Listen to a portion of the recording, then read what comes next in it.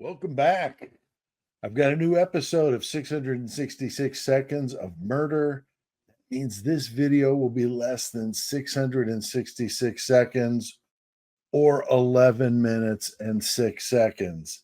Very simple, but I get to the point and I do it quickly so you can go on with your business. Now, it's important to remember that no one has been found guilty of any of these crimes yet. Okay, the trial hasn't even started.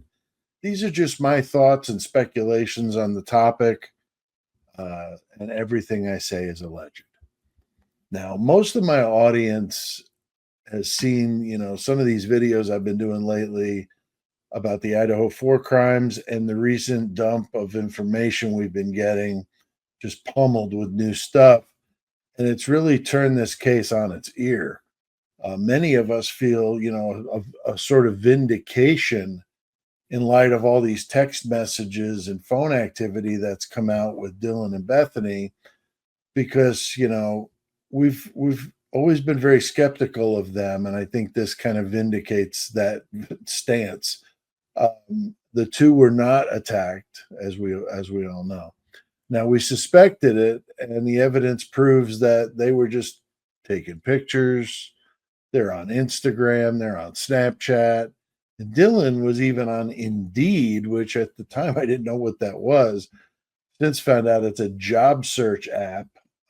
So why the hell was she on a job search app? That's really strange. I'm wondering if she was checking her employment opportunities after the slaughter was over. Maybe there was a slaughterhouse in the neighborhood that was looking for a good worker.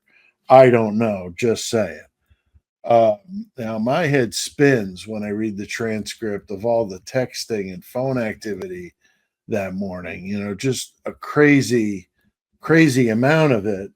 And, so the frozen shock face thing is no longer.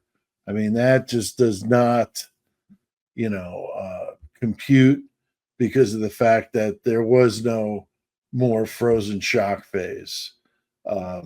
This has all been brought out that this was a, back and forth with texting and Instagram and all these things. And, I don't know, what they were thinking, but the only thing a frozen shock phase could be used for now is if Dylan's thinking about marketing some sort of frozen dessert with her name. I don't know. But the amount of people that they allegedly communicated with explains what WSU Kim was saying about all those college kids knowing about the crimes in Moscow and in Pullman early that morning. She was right. And I've said many times, Kim, if you want to come on here and speak your piece, I'd love to hear from you. We don't I've been a supporter of the channels since I started, so I'd love to get your piece on this, because this has to feel good for you too. Now, there were calls to the parents, or at least that's what we're to assume. Now, one thing I wondered is, how do we know that they don't have people in their phone that they don't want people to know about, that are there under benign names like dad or mom or home or something like that? People trying to hide conversations from significant others is a thing. We know that. And if that's the case, then maybe someone else was in the mix here that we have just absolutely no idea about. Maybe somebody off site pulling the strings above their pay grade. Who knows? Possibly, maybe a cleanup crew or other people in the food chain that were involved in this. We don't know. Again, this is all speculation. Now, if they were actually their parents that they were calling and texting, what sort of advice were they giving to these kids? We know that Dylan and Bethany have attorneys in the family, so I'm confident that they were being directed, what to do legally, the smartest thing to do, what to say, not say. And, that's what we would assume if that were the case. But again, this is all alleged. We knew that Dylan's dad was an ex-con. that could maybe be telling her what to do in a situation like that. I don't know. I don't know anything about what his crimes were. Now, one of the people they were both texting was in the court transcript as JM. And I've heard a few chip in, their ideas on who JM actually is.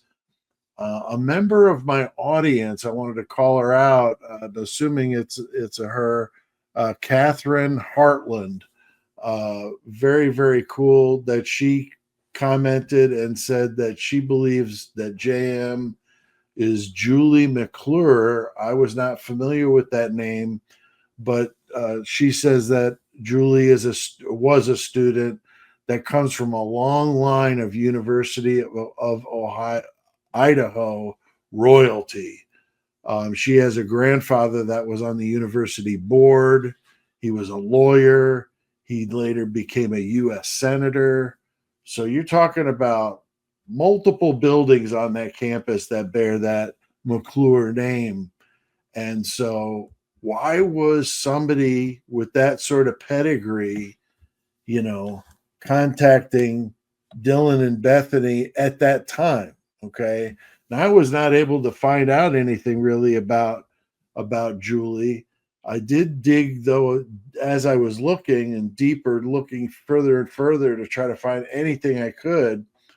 I saw the engagement, that meme or whatever with Bethany and her fiance about their upcoming marriage, and I thought, what the hell? The guy's name is Zach McClure.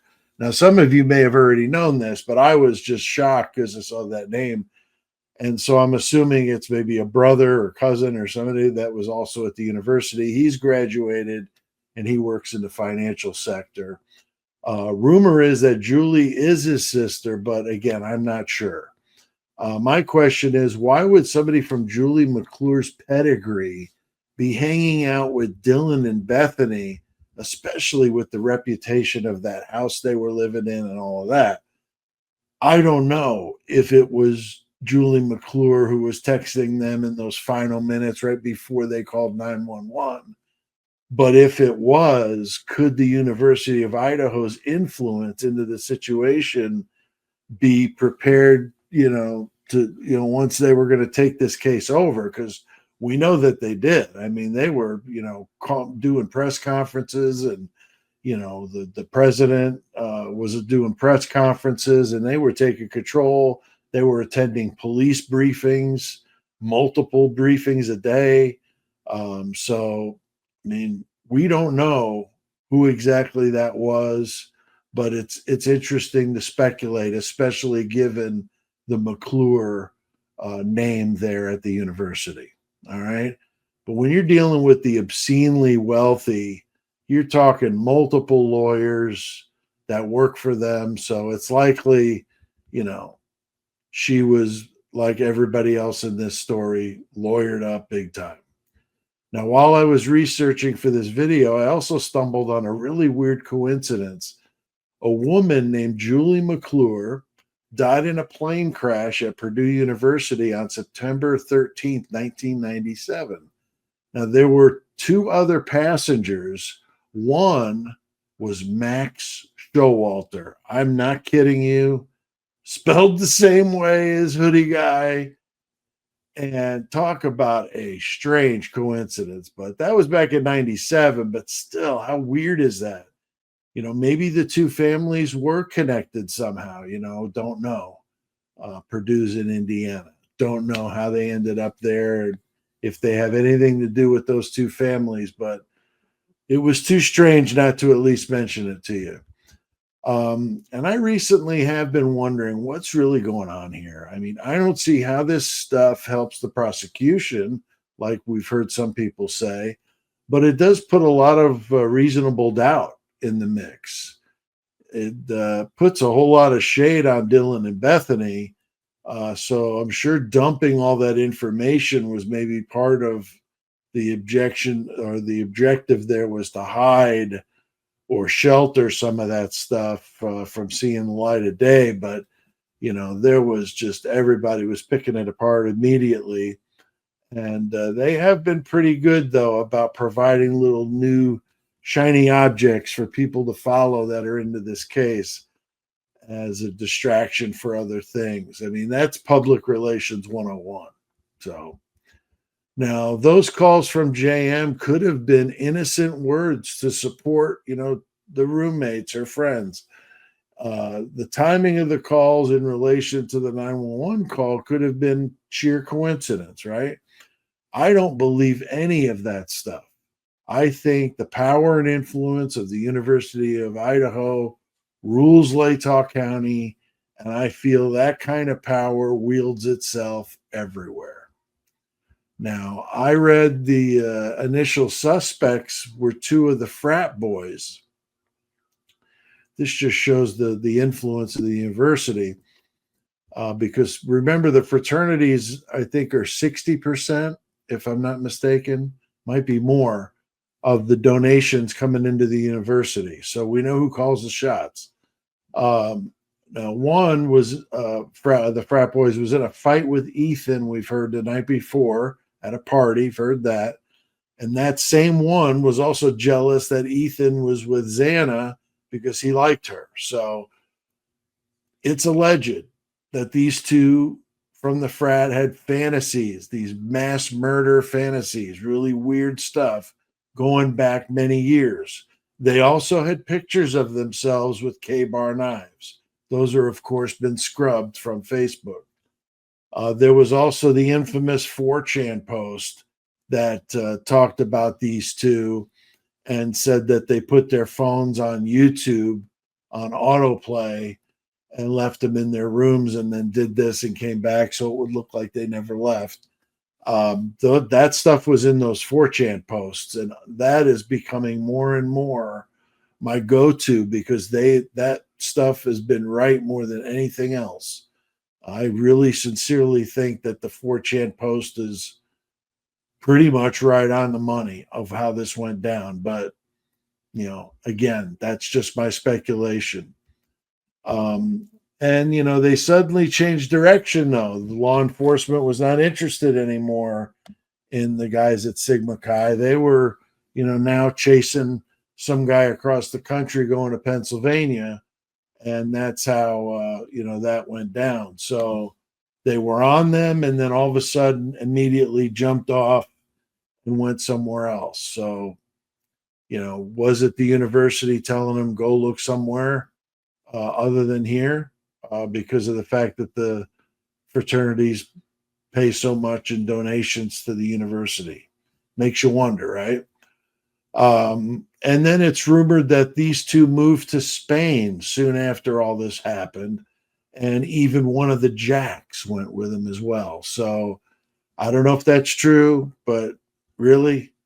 Now, I sincerely hope they nail the right person for these crimes and not just a patsy like Brian Koberger could possibly be.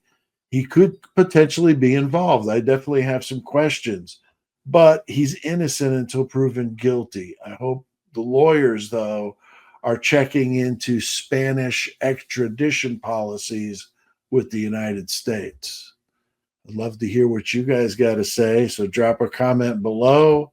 Don't forget to like the video, subscribe if you're not already to the channel. I appreciate that very much. Huge thanks to the Horns High Club. You guys are amazing. I really appreciate you and your support of what I'm doing. And without you, this wouldn't be possible. So, and to all of you that watch these videos, you guys are fantastic and I really appreciate it. Please don't forget to hit that like button on your way out.